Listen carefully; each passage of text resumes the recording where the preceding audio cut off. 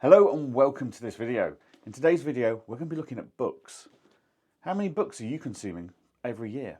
There's a lot of people on LinkedIn at the moment bragging that they're on their 30th, 40th, 50th book in the last 12 months. My question to them is, are they retaining the information? Let's have a look at what I'm doing to retain the information that I read on my books.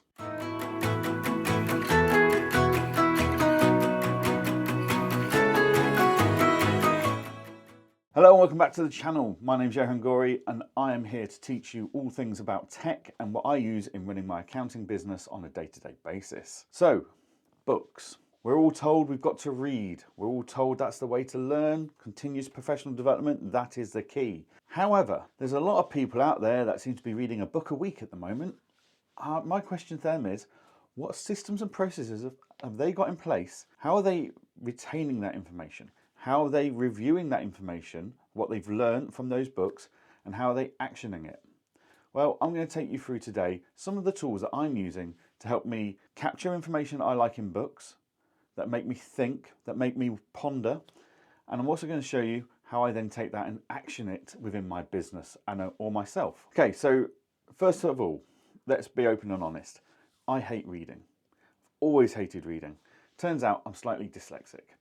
It wasn't discovered at school until very late on, and the only time I really enjoyed reading was when we were sat in a classroom and we went around the classroom and you read along as someone read out what you were reading. That was until it got to my turn to read out, and that was just horrific.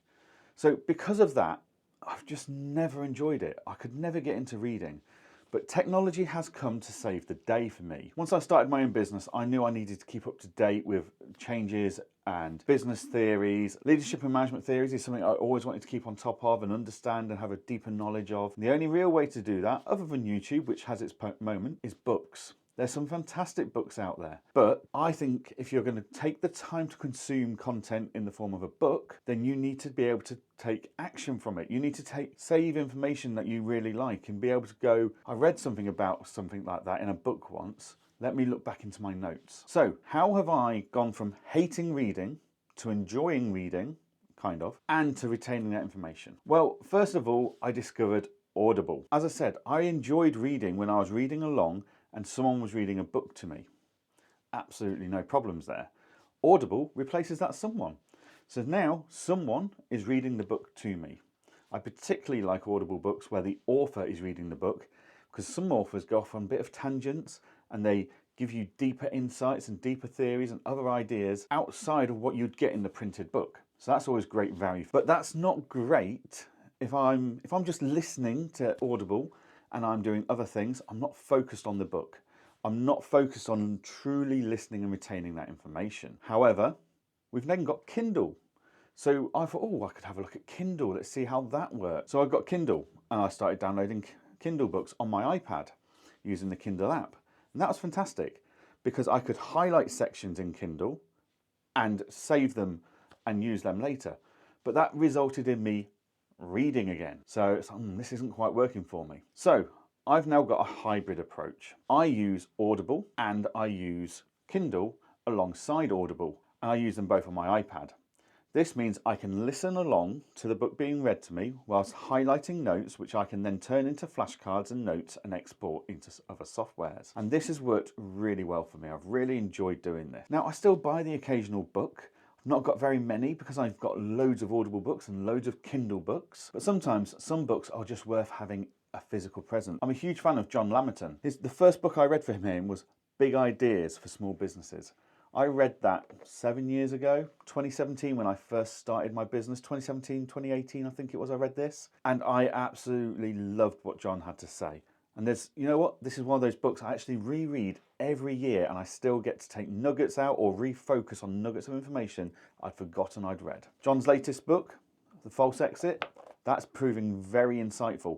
Now, technically, this isn't technically really written for helping people to exit their business in a false manner, so they still own it, but they're not involved in it. However, I'm finding a lot of leadership and management techniques and insights in this book, which has been really, really interesting for me to be able to apply those in OnPoint accounting. So yes, I do still have books. Yes, I do read. Yes, I do listen. But that's great. We can all consume that content, whether we're reading a book off iPad in the Kindle app, or Apple Books, whatever your choice of software is, or whether you're listening to a book like you would a podcast or music. That's all fantastic. But actually, it's completely and utterly pointless unless you take action. And that's why I love the Kindle and the Audible app combined, because I can go through and I can highlight all of my key sections that I really like, and I can export them. Now, the Kindle app allows me to export them as flashcards, and it allows me to add more notes into them. Personally, I like to export them and put them into my Notes app, Notability, where I can then thrash out more and more thoughts. I sometimes put them into freeform, so I can then mind map off each quote that I've sectioned, and then I can take that thought process and decide on actions I'm going to take, whether it's in my personal life, my business life as a speaker, my business life as a YouTuber, my business life as a podcaster, my business life as OnPoint Accounting Group Managing Director, or the co-founder of Client Engager. I can take those snippets of information that really made me go, oh, that's a really good point, I need to capture that. And then it allows me to take that information, think it through a bit more, add some more flesh to the bones of that snippet, and decide on how I'm going to implement it or action it in my own day-to-day life. Now, over the years, I have listened to lots and lots of books, absolutely tons. I think I've got like 90 odd books on my Audible subscription, and I've got loads and loads of books in my Kindle as well. I use both devices, so of course I've got a Kindle version and an Audible version of a book, and sometimes I've got the physical version. But reading books is just so important, and consuming that knowledge and continuously developing ourselves and our businesses using that insight from others in their books is really important. But what's really important is that you find a system that works for you.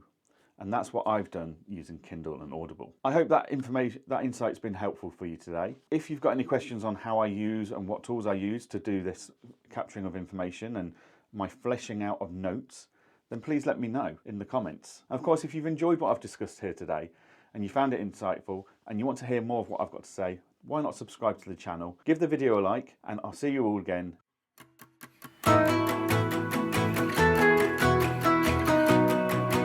Hello, my name's Johann. Books Advanced is a lot more powerful than QuickBooks Online.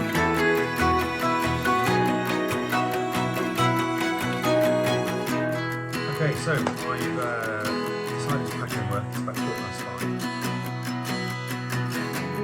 But it's a good business, the owner just doesn't care. I'm not sure how much good content Liz is getting out of this.